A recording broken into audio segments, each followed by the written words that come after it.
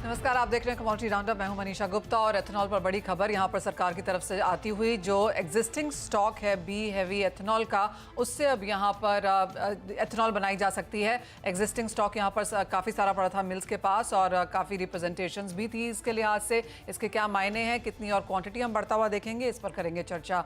साथ ही बात करेंगे कॉटन एक्सपोर्ट्स पे, जहां पर जो लेटेस्ट एस्टिमेट्स हैं उसके हिसाब से रिकॉर्ड नंबर्स यहां पर आ सकते हैं।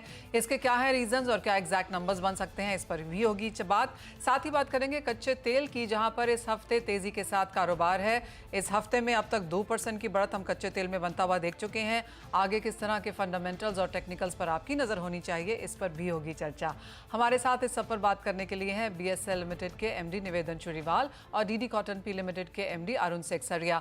साथ ही हमारे साथ जुड़ेंगे मेयर कमोडिटीज इंडिया के मैनेजिंग डायरेक्टर राहिल शेख और कुंवर ग्रुप के डायरेक्टर रिसर्च रवि दियोरा और एमिरेट्स एनबीडी के director private banking doctor Dharmesh Bhatia. काफ़ी सारी कमोडिटीज़ हैं यहाँ पर चर्चा में करने के लिए, लेकिन सबसे पहले एथेनॉल और शुगर से यहाँ पर शुरुआत करेंगे। राहिल, बहुत शुक्रिया साथ जुड़ने के लिए। और फाइनली काफ़ी सारी रिप्रेजेंटेशंस के बाद वो एक बेहतर न्यूज़ यहाँ पर ट्रिकल डाउन होती हुई। क्या क्वांटम है और क्या वो पर्याप्त है, और आपको लगता है जो भी एग्जिस्टिंग एक्स्ट्रा स्टॉक अब यहाँ पर मिल्स के पास पड़ा हुआ है वो अब यहाँ पर खप जाएगा? नमस्कार मनीषा जी। सबसे पहले तो एथेनॉल की स्टोरी ऐसी रही है इस साल के, थोड़ा उठक पटक ही रहा है। This season has not been smoothly तो नहीं गया मेरे हिसाब से, बट टोटल टेंडर 825 करोड़ का आया था, जिसमें से अभी तक के शुगर ने 224 करोड़ के करीब सप्लाई के लिए कॉन्ट्रैक्ट दिए हैं, जिसमें से 126 करोड़ लीटर हमने सप्लाई कर दिया है। सो जो बैलेंस है वो इस दरमियान में निकल जाएगा।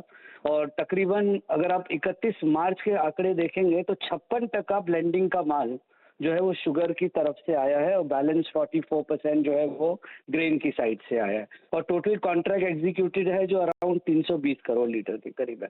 अभी ये जो 6,70,000 टन बी हैवी स्टॉक जो मिल के पास पड़ा है, वो ऐसे था कि वो इन ट्रांजिट था। जब 7 दिसंबर को भारत सरकार ने इस पे पाबंदी लगा दी थी कि आप जूस और बी हैवी को इस्तेमाल नहीं कर सकते, बट कोई भी मैन्युफैक्चरिंग प्रोसेस में आप उसको कट ऑफ डेट नहीं मान सकते, because stock in process, stock in trade वगैरह रहता है। So that is where this 6,70,000 metric ton of B heavy molasses, अगर आप इसको कन्वर्ट करेंगे तो मेरे हिसाब से कुछ 140 लाख लीटर के करीब एथेनॉल ब्लेंडिंग के लिए हमको मिलेगा।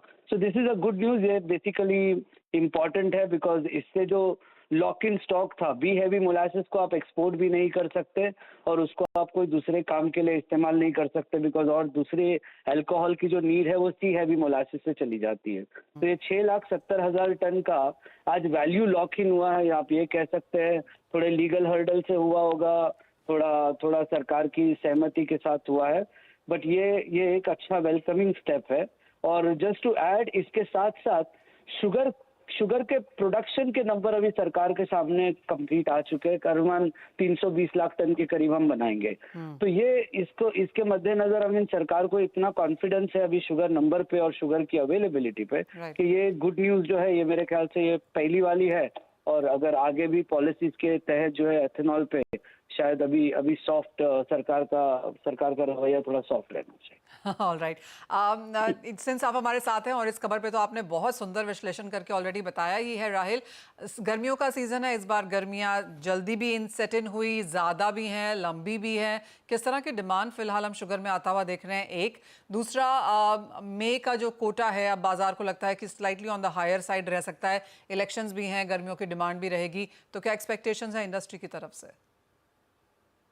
मनीषा, सबसे पहले तो देश जो है वो 6.5-7-8% की ग्रोथ पे चल रहा है। और अगर आप देखें तो शुगर कंजम्पशन को हमेशा हमने 1%, 1.5% ग्रोथ में पकड़ के ही चले इस चीज के। तो बेस हमारा बढ़ता जा रहा है। जो हम सब 26 खाते थे 27 पे पहुंचे, अब 28 है। सरकार ने खुद ही अपना अनुमान उसको 29 किया है।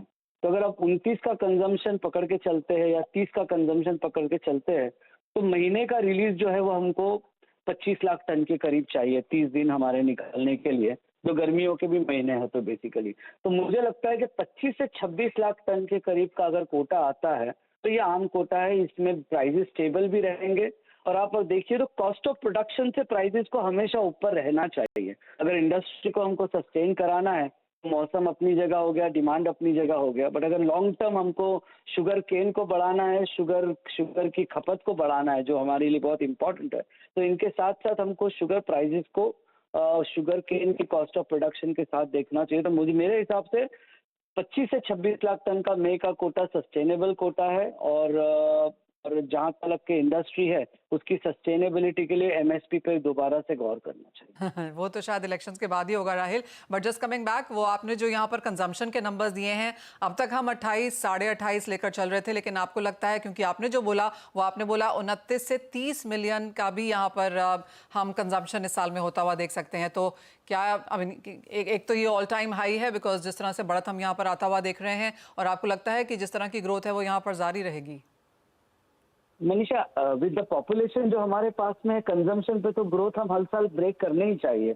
आई थिंक वो तो मतलब वो लाजमी है कि तो एज आई मेंशन कि जो जीडीपी का ग्रोथ है और उसके साथ साथ आप पॉपुलेशन ग्रोथ ले लीजिए और हमारे जो आज की ईटिंग हैबिट्स है, तो ज़रूरी है। मेरे हिसाब से 29 तो सरकार ने खुद ही अभी एक्सेप्टेंस पे लाया है, और आप देखिए तो अप्रैल का कोटा 25 लाख टन था, अगर इसको आप 12 महीने से मल्टीप्लाई कर लो तो बेसिकली 300 लाख टन के करीब तो हमारा कंजम्पशन आ ही जाएगा। तो 29 और 30 के बीच में मेरे ख्याल से ये साल का कंजम्पशन हमारा। और ये ऑल टाइम हाई है राहिल, है ना? ये नंबर्स हमने पिछले साल भी नहीं देखे थे।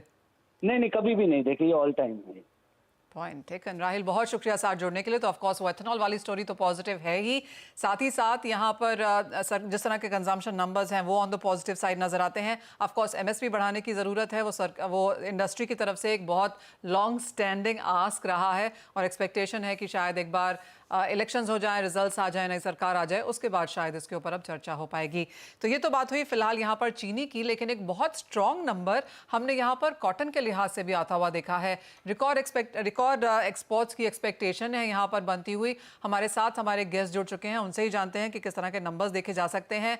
आपसे पहले जानेंगे अरुण जी, मीटिंग यहाँ पर कल परसों में यहाँ पर मीटिंग भी थी, तो किस तरह के नंबर्स हैं? अरुण जी हमारे साथ जुड़ रहे हैं, लेकिन ओके अरुण जी हमारे साथ यहाँ पर जुड़ रहे हैं, लेकिन हमारे साथ निवेदन जी ऑलरेडी मौजूद हैं। निवेदन जी, कैसे देखते हैं आप कॉटन एक्सपोर्ट के फिर जो करंट नंबर्स हैं?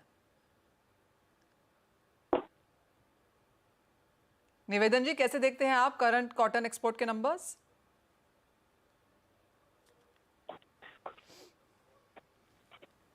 मनीषा जी, आवाज आ रही है? हाँ जी, आ रही है जी। हाँ जी।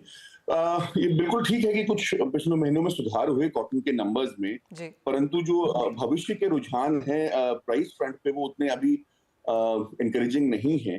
सो मुझे लगता है कि मिक्स ट्रेंड ही रहेगा, कि बहुत ज्यादा हम आशावादी नंबर्स को लेके इस समय नहीं हो सकते हैं, बल्कि जैसे मैंने पहले भी हमेशा कहा है कि मुख्य बात यह है कि क्या मार्जिन मिल रहे हैं। तो मार्जिन जो पिछले वित्तीय वर्ष में बहुत ज्यादा खराब हो गए थे as compared to the previous year, पिछले 3-4 महीनों में हम उसमें सुधार देख रहे हैं। तो मैं जैसे हमेशा कहता हूँ, 2-3 चीजें इंपॉर्टेंट है। डिमांड सतत रहे, स्टेबल रहे, उसमें स्टेबिलिटी रहे, ताकि कैपेसिटी यूटिलाइज रहें और मार्जिन ठीक रहें, किसानों के लिए भी, स्पिनर्स के लिए भी, गारमेंट मेकर, सारे एक्सपोर्टिंग चेन के लिए। तो मुझे लगता है कि परिस्थिति आगे जाके और बेहतर हो सकती है, पर इस समय जो स्थिति है, जैसे कहते हैं, बहुत फ्लूइड है। तो 3-4 महीने से हम सुधार देख रहे हैं, पर भविष्य में क्या होगा इस समय कहना कठिन है। विश्व में हम देख रहे हैं 2-3 युद्ध चल रहे हैं, जिसके कारण काफी सेंटिमेंट जो है बाजार के खराब हैं। तो बहुत ही फ्लूइड सिचुएशन में है, जहाँ पे पिछले 3-4 महीने के सिचुएशन से हमको उम्मीद की कुछ किरणें हैं, आशा की किरणें हैं, but I would say wait and watch की स्थिति ज्यादा बन रही है इस समय यहाँ पे। निवेदन जी, भारतीय बाजारों में जैसे आपने कहा हल्का सा यहाँ पर स्लो डाउन है, प्राइसेस में हमने खासी गिरावट आते हुए देखी। अंतर्राष्ट्रीय बाजारों में अपने हाई से लगातार जो फंड्स की पूरी मूवमेंट थी वो ऊपर जाके और फुल उन्होंने वहाँ पे प्राइसेस शुरू हुए थे, वहीं पर हमने आते हुए देखे हैं। तो इन कम प्राइसेस में अगर दोबारा से मैं एक्सपोर्ट्स की अगर बात करूं, तो क्या इंडियन प्राइसेस इंटरनेशनल प्राइसेस के लिहाज से भी कम थे कि हम इतना सारा एक्सपोर्ट कर पाए हैं? क्योंकि Indian prices more less on par with international prices हैं। थोड़े से इस समय हमारे प्राइस एडवांटेज है, पर बहुत ज्यादा दिन तक प्राइसेस में अंतर नहीं रह पाते हैं इंटरनेशनल बाजारों के तुलना में। तो इस समय कहना बहुत कठिन है कि आगे के जो प्राइसेस हैं किस समय जाएंगे। और मैं थोड़े से वीक नेटवर्क एरिया में हूँ, जहाँ से मुझे अब पूरी प्रश्न मैं सुन नहीं पाया, I am sorry, if you could just repeat the last part. जी निवेदन जी, आपने एक्सपोर्ट के ऊपर तो आंसर किया ही है, पर मैं ये भी जानना चाह रही थी कि डोमेस्टिक मार्केट में किस तरह की आवक है और डिमांड है। डोमेस्टिक मार्केट में जो demand, sorry now I got question, domestic market में स्थिति इस समय अगर मैं कहूं तो एक्सपोर्ट से थोड़ी बेटर है, डिमांड एक्सपोर्ट से थोड़ी सुधार है, और प्राइसेस भी इस आश्चर्य की बात है कि एक्सपोर्ट से थोड़े से बेटर हैं। तो शायद ये ट्रेंड अगर बना रहे तो डोमेस्टिक मार्केट के लिए स्थिति इनकरेजिंग है। तो स्थिति हल्की सी एनकरेजिंग यहाँ पर बनती हुई नजर आई है, चाहे वो डोमेस्टिक डिमांड के लिहाज से है या फिर एक्सपोर्ट के नंबर्स। तो जिस तरह से कॉटन एसोसिएशन ऑफ इंडिया ने यहाँ पर जारी किए हैं, ऑन द पॉजिटिव साइड हैं ही।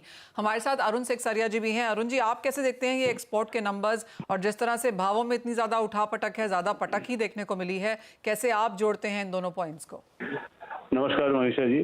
देखिए, हिंदुस्तान से जो एक्सपोर्ट जो है, it is totally price based export. मतलब आज अगर हिंदुस्तान की प्राइसेस अगर अट्रैक्टिव हुई तो एक्सपोर्ट होएगा, अगर अट्रैक्टिव नहीं हुई तो एक्सपोर्ट नहीं होएगा। देखोगे तो अभी आप अक्टूबर, नवंबर, दिसंबर, जनवरी तक ये जो आंकड़े एक्सपोर्ट के थे, they were in the range of about 30,000 tonne से लेके 40-45,000 टन। जी। सडनली फरवरी के अंदर जो एक्सपोर्ट हुए हैं, वो January was 47,000 tonne and February was 120,000 tonne. That is nearly 3-fold jump. अब ये जंप क्यों हुए? आज अगर आप even if you go back, price भी आप देखोगे तो in the month of January, first half January, the prices, Indian cotton prices 55,000-56,000 के भाव थे पर कैंडी, और आइस वाज 79-80 सेंट, 78-79-80 सेंट। तो इसके अंदर काफी एक्सपोर्ट हुए हैं, एंड आज के तारीख में आइस अगेन 79-80 सेंट्स के आसपास ही है, and Indian cotton prices have gone up to 58,000-59,000 rupees. जी। तो 3 से 4,000 रुपया बढ़ गए। That is really about 7 to 8 cents। So we are out priced as far as exports price are concern now. जी।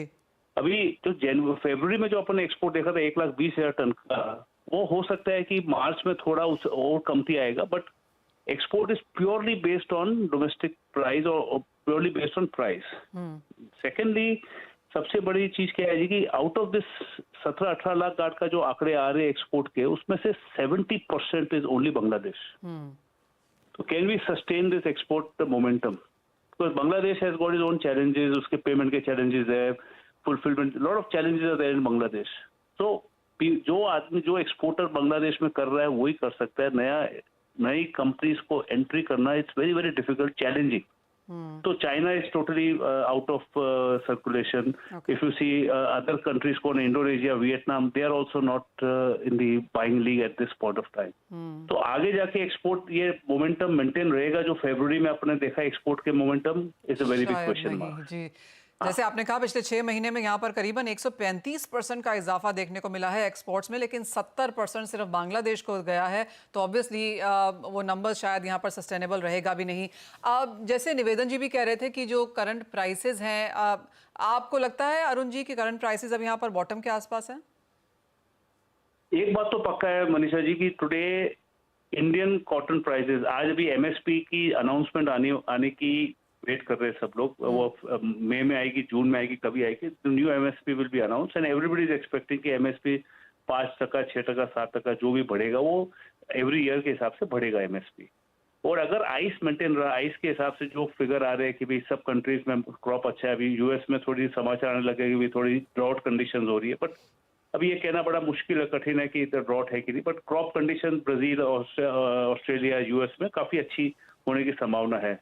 तो अगर आइस पे प्रेशर रहा और इंडियन एमएसपी बढ़ेगी, तो मेरे को लगता नहीं है कि Indian prices will come down because MSP is there. So I don't see demand picking up very largely because demand is a very big question mark at this point of time. आज किधर भी माल आप लेने जाइए, बेचने जाइए, माल बिकता नहीं है, कोई लेने को तैयार। ऑलराइट, तो concerns going forward it is a question mark. जी हाँ, एग्जैक्टली आप दोनों ने वही एग्जैक्टली चीज़ कही है, निवेदन जी भी ने और अरुण जी ने भी, कि जो पिछले 6 महीने में हमने मार्केट्स प्राइसेस आते हुए देखे हैं वो रिपीट करना यहाँ पर काफ़ी मुश्किल है। डोमेस्टिक डिमांड में कुछ सपोर्ट ज़रूर है, लेकिन क्या हम बहुत बड़ा नंबर आते हुए देखेंगे? शायद नहीं। एक्सपोर्ट में क्या बहुत बड़ा नंबर रिपीट हो पाएगा? वो भी शायद नहीं। लेकिन इंडियन प्राइसेस यहाँ पर एज ऑफ नाउ पैरिटी पे हैं, लेकिन क्या वो आगे जाकर हो पाएंगे, उस पर भी क्वेश्चन मार्क है, क्योंकि बहुत जल्दी यहाँ पर एमएसपी हाइक होने वाली है। और जैसे कहा गया कि 5 से 7% की हाइक यहाँ पर एंटिसिपेटेड है, तो जो ये स्ट्रॉन्ग रन हमने आता हुआ देखा है, इसका शायद एक रिपीट परफॉर्मेंस आगे बनता हुआ ना नजर आए। अरुण जी, निवेदन जी, बहुत शुक्रिया साथ जुड़ने के लिए और कॉटन पे वो डिटेल में चर्चा करने के लिए। इसी के साथ एक ब्रेक का समय है, लौटेंगे तो जोड़ेंगे अपने एक्सपर्ट्स को, बताएंगे आपको ट्रेडिंग स्ट्रैटेजीज। धर्मेश, सबसे पहले क्रूड ऑयल को सामने रखना चाहेंगे क्योंकि सारी उठापटक के बावजूद 2% की तेजी इस हफ्ते में। अब अगले हफ्ते के लिए कैसे बनाएं स्ट्रैटेजीज? देखिए मनीषा जी, मैं अभी भी कच्चे तेल में काफी बुलिश हूँ। मैं एक्सपेक्ट करता हूँ कि कच्चा तेल यहाँ से और एटलीस्ट 1 से 2% की तेजी यहाँ पे करंट दिखा सकता है। इनफैक्ट पिछले हफ्ते भी मैंने कहा था कि मार्केट $80 का जो स्तर है वो कंटिन्यूस मेंटेन कर रहा है। इसका मतलब है कि यहाँ पे बाइंग अपॉर्चुनिटी देखने मिल रही है। डोमेस्टिक मार्केट में 7000 का की लेवल है, मार्केट इसके ऊपर टिका हुआ है और अगर हफ्ता इसके ऊपर टिकता है तो यहाँ से एटलीस्ट 100 से 150 रुपए की तेजी, यानी अराउंड 1 से $1.5 की तेजी आपको करंट लेवल से देखने मिल सकती है। फंडामेंटली सप्लाई के कंस्ट्रेंट के कारण मार्केट में तेजी है। जो जियोपॉलिटिकल टेंशन प्रीमियम था वो तो मार्केट में फिर से अराइज हो सकता है, बट करंटली तो बाइंग अपॉर्चुनिटी बन रही है। सारे कमोडिटी मार्केट अगर आप देखिए ग्रीन में है, आप रहे बुलियन की बात करें, आप बेस मेटल की बात करें, तो कच्चा तेल पीछे न रह जाए। उसकी वजह से मार्केट में आप देखेंगे इसमें भी एक छोटी अवधि के लिए मैं एक्सपेक्ट करता हूँ कि यहाँ से 7150 के टारगेट के लिए आप यहाँ पे बाय करके चल सकते हैं। 6900 का स्टॉप लॉस रखिए। पोजिशनली ये 7250 से लेके 7300 तक के लेवल्स भी दिखा सकता है, तो बाइंग साइड में रहने की मेरी सलाह रहेगी कच्चे तेल में। एक सेक्टर धर्मेश जो अच्छी खासी तेजी पे है वो है मेटल्स। जिस तरह का रनअप हमने कॉपर और जिंक में आता हुआ देखा है ओवरनाइट, काफी अनमैच्ड है बाकी कमोडिटीज के साथ।